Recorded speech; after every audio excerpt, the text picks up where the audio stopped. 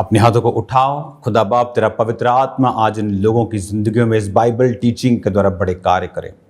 वचन को समझें, वचन के ज्ञान को लें खुदावंद, और बड़े काम अपनी ज़िंदगी में होते हुए देखें। तेरा पवित्र आत्मा अपने वचनों की समझ के द्वारा इनके लेवल को बढ़ाए, ये आगे बढ़ें खुदावंद, हैरान करें लोगों को खुदावंद अपनी ब्लेसिंग से, अपने कार्यों से खुदावंद, खुदा जो तूने इसीलिए इनको चुना है। मैं तेरे नाम में इन्हें आशीषित घोषित करता हूँ, इनकी चंगियाई की घोषणा करता हूँ, हीलिंग की घोषणा करता हूँ, डिलीवरेंस की घोषणा करता हूँ खुदावंद। जितने इस वचन को आज सुने तेरे नाम में चंगे हों, आजाद हों और बरकत को पाएं, प्रभु यीशु मसीह के सामर्थी नाम में हम मांगते हैं, आमीन आमीन। God bless you all. खुदावंद का रूह आपको ब्लेस करे। आप सेम नहीं हैं प्रभु यीशु मसीह के सामर्थी नाम में, आपकी लाइफ सेम नहीं है। और कॉन्ग्रेचुलेशन इस डेली बाइबल टीचिंग के लिए। आप रोज़ खुदावंद के वचन को सुन रहे हैं, आप खुदावंद के लिए समय को निकाल रहे हैं, अपनी लाइफ को आप बिल्ड कर रहे हैं। याद रखिए, जब भी आप वचन को पढ़ते हैं, जब भी आप वचन को सुनते हैं, आप अपने आप को देख रहे हैं, आप अपने आप को परख रहे हैं। आप रियल यू जो आप हैं, आप वो बन रहे हैं, क्योंकि वचन के ज़रिए से आपको मालूम होता है। बाइबल कहती है एक प्रतिबिंब, ये एक मिरर की तरह काम करता है। आप मेकअप किसके सामने करते हैं? मिरर के सामने। बाल किसके सामने कटवाते हैं? मिरर के सामने। क्यों? क्योंकि आपको पता चलता है कहाँ कितना क्या करना है। आप बिना मिरर के, बिना शीशे के आप नहीं कर सकते ये चीज़ें। बाइबल कहती है हमें नहीं मालूम कि कौन कौन सी धूल, कौन कौन सी त्रुटियां हमारे जीवन में हैं, लेकिन जब हम इस वचन को पढ़ते हैं तो ये शीशे की तरह काम करता है। ये हमें बताता है कहाँ क्या कमी है और किस तरह किस चीज़ को कैसे करना है। हालेलुया। और जब हम वचन को पढ़ते हैं, हम अपनी कमियों को दूर करते हैं। जब हम वर्ड को पढ़ते हैं, हमें मालूम होता है और हम अपनी कमियों को दूर करते हुए आगे बढ़ते हैं। आज खुदावंद का रूह आपको छू रहा है राइट नाउ, आपको आज़ाद कर रहा है राइट नाउ। खास सोल्स को मैं देख रहा हूं जिन्हें खुदावंद आने वाले समय में बहुत इस्तेमाल करेगा। आज मैं आपको देख रहा हूं टीवी के सामने बैठे और खुदावंद आपसे बात कर रहा है। वो आपको पंजाब का विज़न देगा, वो आपको छत्तीसगढ़ का विज़न देगा, वो आपको इस्तेमाल करेगा दुनिया के कोने कोने में। मेरे भाई, मैं खुदावंद के नाम में आपको तैयार होता हुआ देख रहा हूँ। किसी भी सामर्थी व्यक्ति का विरोध मत करना, अपना काम करते रहना। और खुदावंद तुम्हें उठाने जा रहा। तुम्हें कोई नहीं जानता, तुमने अभी सेवकाई भी शुरू नहीं की, लेकिन खुदा तुम्हारे साथ है। वो तुम्हारे दिल में एक आग पैदा कर रहा है। और मैं परमेश्वर की सहायता से आने वाले समय में तुझे देख रहा हूँ। तेरा रंग साफ है, क्लीन शेव है, कुर्ता पजामा डाला है। खुदावंद तुझे ब्लेस कर रहा है, अपनी सामर्थ के साथ भर रहा है और तुझे यूज़ करने के लिए वो तैयार है। मैं देख रहा हूँ खुदावंद का आत्मा तुझे छोड़ेगा नहीं, तुझे इस्तेमाल करेगा। मैं तुझे जानता नहीं, तू मुझसे कभी मिला नहीं, तू मुझे जानता नहीं। तू शायद मुझे जानता होगा, लेकिन तेरा इस मिनिस्ट्री के साथ कुछ भी लिंक नहीं, लेकिन खुदावंद तुझे ब्लेस कर रहा है। मैं देख रहा हूँ, तुझे बढ़ा रहा है। वो तेरी सोच, तेरा जो विज़न दर्शन है वो अलग है, अलग किस्म का है। खुदावंद तुझे बढ़ा रहा है, वो तेरी सोच पर ब्लेसिंग दे रहा है। वो तैयार है तुझे ऊंचा करने के लिए। आगे बढ़ना, स्टेप लेना, कदम उठाने पर कभी डरना मत डरना। खुदावंद तुम्हारे साथ है। हालेलुया। खुदावंद आपके साथ है, सब लोगों के साथ। इसीलिए आज जब आप स्पेशल बाइबल टीचिंग को सुन रहे हैं, एक्सपेक्ट कीजिए आज खुदावंद का रूह आपसे बात करे और आपको छुड़ाए। हालेलुया। और जब आप मिरर को देखते हैं तो आप कमियों को दूर करते हैं। कहाँ कितना, कौन सा, क्या मेकअप करना है आपको मालूम होता है। तो वचन जब हम पढ़ते हैं, हमारे जीवन में सेम ऐसी चीज़ें होती हैं। फिर से गिनती 9 उसकी 15 से लेकर 23 आयत तक हम फिर से इसे पढ़ेंगे और कंटिन्यू करेंगे कल के वर्ड को। जिस दिन निवास जो साक्षी का तंबू कहलाता है खड़ा किया गया, उस दिन बादल उस पर छा गया और संध्या को वह निवास पर आग सा दिखाई दिया और भोर तक दिखाई देता रहा। ये उस समय की बात है जब परमेश्वर के जो 12 गोत्र थे वो तंबू के आसपास 3 करके रहते थे और लेवी उनके साथ होते थे। जब बाइबल कहती वो तंबू खड़ा किया गया प्रभु का भवन, तो बादल उस पे आया और जब वो बादल चलता था तो वो सारे इजरायली और लेवी उनके साथ चलते थे। जहां वो बादल प्रभु की महिमा का ठहरता था वहां पर वो फिर से डेरे डालकर प्रस्थान करते थे। कभी कभी बादल शाम तक रहता था, कभी कभी 2 दिन, कभी वर्ष, कभी महीना। तो जब जब जितने जितने टाइम तक वो बादल रहता था तब तक इजरायली वहां पर रहते थे। आपको असंभव काम करने के लिए, उस मकसद को पूरा करने के लिए जिसके तहत आप बुलाए गए, चुने गए हैं, आपको खुदावंद की प्रेजेंस को फॉलो करना बहुत जरूरी है। अगर आप परमेश्वर की प्रेजेंस में नहीं रहेंगे, अगर आप अपने आप को नहीं सेकेंगे खुदा की प्रेजेंस में, आग सेकना होता है ना, आप अगर खुदा की प्रेजेंस से अपने आप को सेकेंगे नहीं, और अगर आप खुदावंद की प्रेजेंस में नहीं रहेंगे, वो आपके अंदर से वो चीजों और वो कॉलिंग और वो बुलाहट को प्रैक्टिकली निकाल नहीं पाएगा आपकी लाइफ से। इसलिए ये जरूरी है कि आप खुदावंद की जो हुजूरी है, खुदावंद की जो प्रेजेंस है, उसमें रहें, उसमें बने रहना सीखें, ताकि इजराइलियों की तरह जो परमेश्वर उनको कनान देश में लेके जा रहा था, जहां दूध और शहद की नदियां बहती हैं। क्या है दूध? एक एंड प्रोडक्ट गाय का।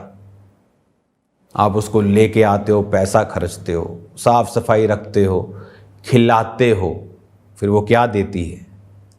दूध। आप दूध निकालते हैं उसका। हाँ, उस दूध से आप जो मर्जी बनाओ, वो आपका प्लान है। लेकिन गाय से आप एंड प्रोडक्ट क्या निकाल सकते? गाय से सीधा आप देसी घी नहीं निकाल सकते, दूध ही निकाल सकते। उसके बाद आपको क्या बनाना है ये आप देखो। लेकिन शहद क्या है? मक्खियों का वो एंड प्रोडक्ट। उस शहद को आप मेडिसिन में यूज करो, आप कुछ भी करो, लेकिन उनका एंड प्रोडक्ट क्या है? शहद। तो परमेश्वर ने कहा मैं तुम्हें एंड प्रोडक्ट्स दूंगा। दूध और शहद की नदियों का मतलब कि मैं तुम्हें बेस्ट दूंगा, जहां पर तुम्हें थोड़ा काम और ज्यादा ब्लेसिंग मिलेगी, थोड़ी मेहनत और ह्यूज बरकत मिलेगी। लोगों को लगता है बहुत बड़ी मिनिस्ट्री, बहुत बड़ी स्ट्रेस। ये झूठ है। बहुत बड़ी मिनिस्ट्री, बहुत बड़ी स्ट्रेस नहीं है। अपने से 100 गुना छोटी मिनिस्ट्रीज को हमने ज्यादा स्ट्रेसफुल देखा है। दिन आते हैं विरोध के, लेकिन परमेश्वर की शांति आपके साथ है। जब घर पर बिन बुलाए मेहमान आते हैं तो आप हंसते हैं। हालेलुया। वो हैरान होता है कि परमेश्वर की ऐसी शांति और ऐसी दलेरी आप लोगों के अंदर है, क्योंकि हम परमेश्वर के बादल के नीचे हैं। बादल चला, 12 गोत्रों के 20-25 लाख लोग, लेवी भी पूरा सामान उठाते थे, राशन, बर्तन, बच्चे, उनकी चीजें, कपड़े, जूते, तंबू, सब तरह के राशन, सब तरह की अचार, सब तरह के घर में जितनी चीजें होती हैं, सब बड़े, सब बुजुर्ग, सब जानवर, सब चल रहे हैं। इमेजिन, परमेश्वर ने इतना मुश्किल क्यों रखा? ऐसा क्यों नहीं कि एक जगह आ गया परमेश्वर, मतलब 6 महीने भी वही तुम यहीं रहोगे। तो उनको तसल्ली है कि 6 महीने तंबू अब सेट कर रहे हैं तो 6 महीने कम से कम। लेकिन लिखा शाम के टाइम, कई बार भोर के टाइम। आपको कई बार परमेश्वर भोर को बोलता है। मैं पढ़ता हूं उस वचन को। कभी कभी बादल संध्या से भोर तक रहता, जब वो भोर को उठ जाता था तो वो प्रस्थान करते थे। 21 आयत लिखा, जब वो भोर को उठता था तो वो प्रस्थान करते थे। जब भोर को उठता था तो प्रस्थान करते थे। भोर मतलब क्या? भोर मतलब कि बाइबल कहती है कि मैं सुबह को तुझे पुकारता हूं। कि कई बार परमेश्वर आपको 3 बजे सुबह उठाता है, चल प्रार्थना कर। आप बोलते हो परमेश्वर क्या है इतना टाइम, मुझे सोना है, 4 बजे प्रार्थना कर, रात को प्रार्थना कर। क्योंकि परमेश्वर की प्रेजेंस में बने रहने का एक प्राइस है। जिनको लगता है कि वो ना प्रेयर करते हैं, मुंह उठाया कॉलेज, मुंह उठाया पार्टी, मुंह उठाया दोस्त और बोलते हैं मैं क्रिश्चियन। हाँ, आई एम ए क्रिश्चियन। खुदा मेरे साथ है, उसकी प्रेजेंस मेरे साथ है। उन्हें मालूम ही नहीं कि खुदा उनके साथ नहीं है। वो नाम के पीटर जॉन क्रिश्चियन हैं, लेकिन खुदा उनके साथ नहीं है। खुदा उनके साथ है जो उसके बादल के नीचे हैं, क्योंकि खुदावन की प्रेजेंस में चलने का एक प्राइस है। शाम को आए, तंबू खड़े किए, बैठे और लिखा भोर को फिर बादल चला। फिर बच्चों को उठाया, चलो उठो चलें, बादल चल पड़ा आगे, और फिर वो चल रहे हैं। नींद में बच्चे चल रहे हैं, किसी ने उठाया हुआ है कि प्रभु ये क्या हो रहा है हमारे साथ। 2 दिन तो रहता, नींद तो पूरी करने देता। लेकिन परमेश्वर उन्हें ट्रेंड कर रहा है। स्पिरिट के हिसाब से चलना आसान नहीं है, इसलिए बाइबल कहती है कि आत्मा के द्वारा जब तुम शरीर की क्रियाओं को मारोगे तो तुम जीवित रहोगे। हालेलुया। उसकी प्रेजेंस में, परमेश्वर के जब आप हुजूरी में रहेंगे तो परमेश्वर आपकी जिंदगी से बेस्ट जो आपके लिए सोचा, जो आपकी बुलाहट है, उसको निकाल पाएगा। आदम जब तक डीप स्लीप में नहीं गया, परमेश्वर उसकी पसली से हवा को नहीं निकाल सका। अगर आदम जागा रहता और बोलता परमेश्वर ये क्या कर रहा है तू, और मुझे दर्द तो नहीं होगा, ये जो तूने निकाला है इसकी जगह कुछ लगाएगा भी, तो 100 सवाल डिस्ट्रैक्ट होता वो। परमेश्वर जब तक उसे गहरी नींद में नहीं ले गया, उसके अंदर से हवा जो उसके लिए सबसे जरूरी थी निकाल नहीं पाया। इस दुनिया में आपका सबसे बड़ा हेल्पर कौन है? आपका पार्टनर। आप जानते हैं, अगर आपका पार्टनर आपके दर्शन में आपके साथ नहीं, आप 50% हैं।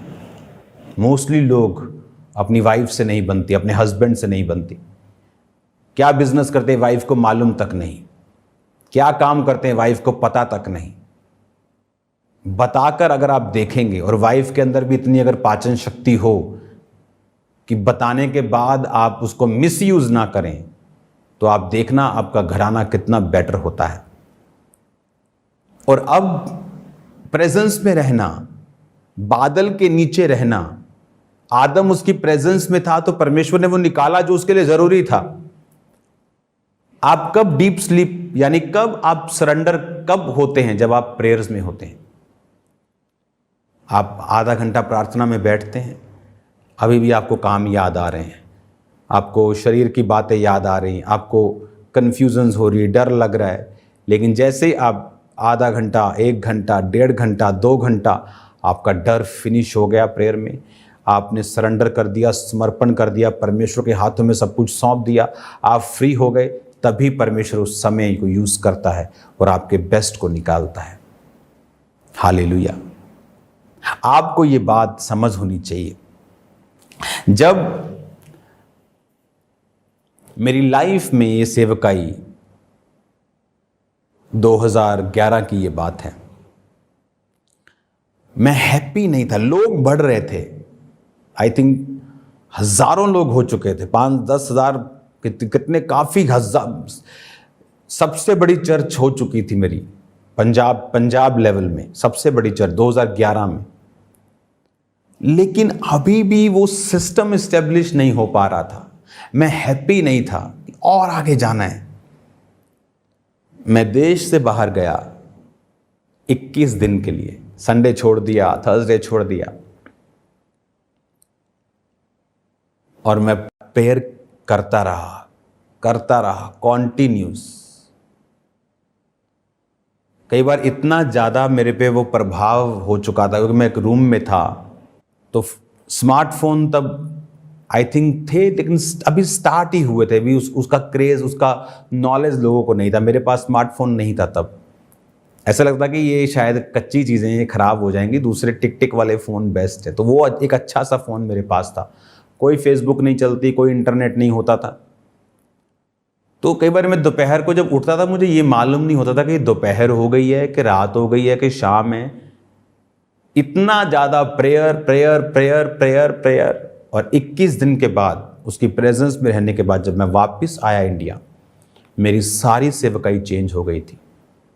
सारे ऑफिस के सिस्टम मैंने बदल दिए आकर। पहले बदलना चाहता था लेकिन हो नहीं पा रहा था, क्योंकि जब आप परमेश्वर की प्रेजेंस में रहते हैं, आप उसकी हजूरी में रहते हैं, वो निकाल पाता है बेस्ट को जो आप भी चाहते हैं और कर नहीं पाते, और दूसरा जो परमेश्वर ने आपके लिए सोचा हुआ है। हालेलुया।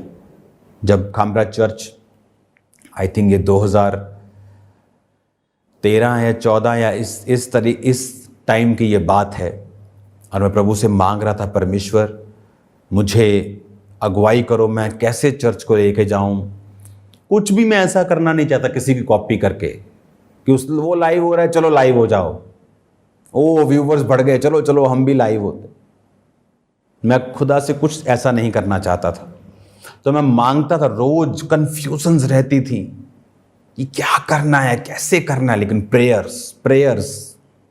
और एक दिन शाम को मैं सोचता हूँ मुझे प्रेयर में जाना है, लेकिन मुझे दूर जाना है, शहर से बाहर जाके हिमाचल की तरफ मैं चल पड़ा, और एक जगह जाके रुके, नीचे बड़ी खड्ड थी।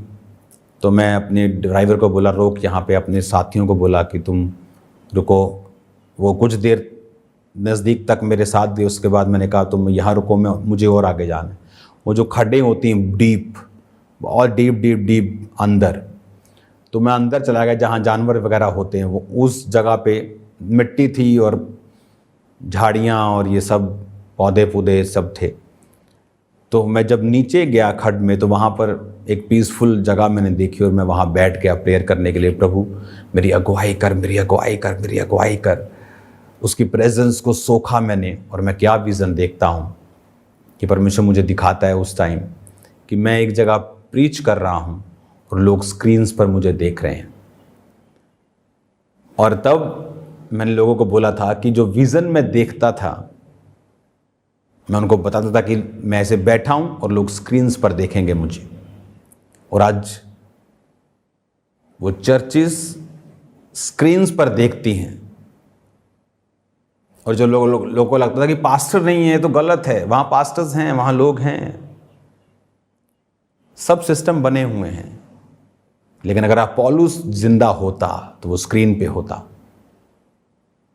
इमेजिन करो, एक पत्री लिख रहा है वो, और वो जा रही है। अगर उसके पास इंटरनेट होता तो दुनिया बचाता वो। हालेलुया। तो तब परमेश्वर ने मुझे विजन दिया। जब मैं ऊपर आया तो सड़क पर फिर मुझे एक विश्वासी मिल गया। मैंने कहा ये लो, यहाँ भी ये लोग पीछा नहीं छोड़ते हैं। हालेलुया। मजाक में मैंने कहा तो उसने मुझे पहचान लिया कि अच्छा आप यहाँ पे क्या कर रहे हैं। मैंने कहा मैं प्रेयर करने के लिए आया था, लेकिन यहाँ पर भी तुम लोग हो, जंगलों में भी। तो ऊपर जाके वो मुझे मिला जब मैं वापस रोड की साइड पे गया। तो ऐसी मेरी लाइफ में परिवर्तन हुए जब मैं बादल के नीचे रहा हूँ।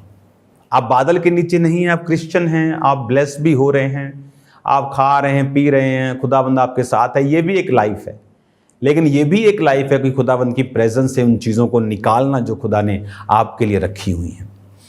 तो 22 आयत में लिखा, जब बादल चाहे 2 दिन, चाहे 1 महीना, चाहे वर्ष भर जब तक निवास पर ठहरा रहता, इजरायली अपने डेरों में रहते, प्रस्थान नहीं करते। जब वो उठ जाता तो वो प्रस्थान करते थे। यानी प्रेजेंस के साथ चलना, खुदाबंद की हुजूरी के साथ चलना आपको ब्लेस करता है। अगर आप उसकी प्रेजेंस के साथ नहीं चलते, आप ब्लेस नहीं होते। आपको खुदाबंद की प्रेजेंस को साथ लेकर चलना है और आप ब्लेस्ड होंगे। God bless you all. खुदाबंद आपको बरकत दे, वो आपको ब्लेसिंग दे। इस वचन के ज़रिए से आप बहुत बड़ी बड़ी ब्लेसिंग्स को पाएं। और ये वचन सिर्फ अभी के लिए नहीं, मैं आपको बता रहा हूँ होली स्पिरिट की अगुवाई से, ये सालों साल लोगों की ब्लेसिंग्स का कारण होगा। लोग इसे सुनेंगे और आशीषित होंगे और समझेंगे परमेश्वर की योजनाओं को। God bless you all. खुदावंद के हाथों में मैं आपको सौंपता हूँ। खुदावन आज शाम को जितने लोग प्रार्थना पहाड़ की प्रेयर्स के साथ जुड़े, यीशु के नाम में लोग डिलीवर हों, आजाद हों, चंगे हों, शॉक्ड हों खुदावन तेरे कामों को देख के। यीशु मसीह के नाम में लंगड़े चले, अंधे देखे और कोढ़ी शुद्ध हों। आज शाम की प्रार्थनाओं के लिए जितने लोग सुसमाचार को फैलाएं, शाम की प्रार्थना के लिंक को शेयर करें, लोगों को इन्वाइट करें, वो भी आशीषित हों प्रभु यीशु मसीह के पवित्र नाम में, आमीन। जो लोग आज पहली बार इस प्रार्थना में जुड़े हैं और आप यीशु को चाहते हैं आपके जीवन में आए, क्योंकि वो धर्म को बदलने नहीं, जीवन बदलने के लिए आए। अपनी आंखों को बंद करके अपने हाथों को उठा के मेरे पीछे बोले, प्रभु यीशु, मैं विश्वास करता हूँ आप मेरे लिए मारे गए, गाड़े गए और तीसरे दिन मुर्दों में से जी उठे। प्रभु यीशु मेरे जीवन में आए, मेरे पापों को माफ करें, अपनी संतान होने का अधिकार दें, मुझे ब्लेस करें खुदावंद। प्रभु यीशु मसीह के पवित्र और सामर्थी नाम में मैं मांगता हूँ, आमीन आमीन। आज से आप उसकी संतान हैं। जीसस को फॉलो करें, जीवित चर्च का हिस्सा बने, चर्च में जाना ना भूलें, ताकि आप प्रभु की बातों को सीख सकें, उसकी आत्मा की बातों को सीख सकें, पवित्र आत्मा की अगुवाई के हिसाब से चलें। God bless you all. आज शाम को मिलते खुदावंत की प्रेजेंस में।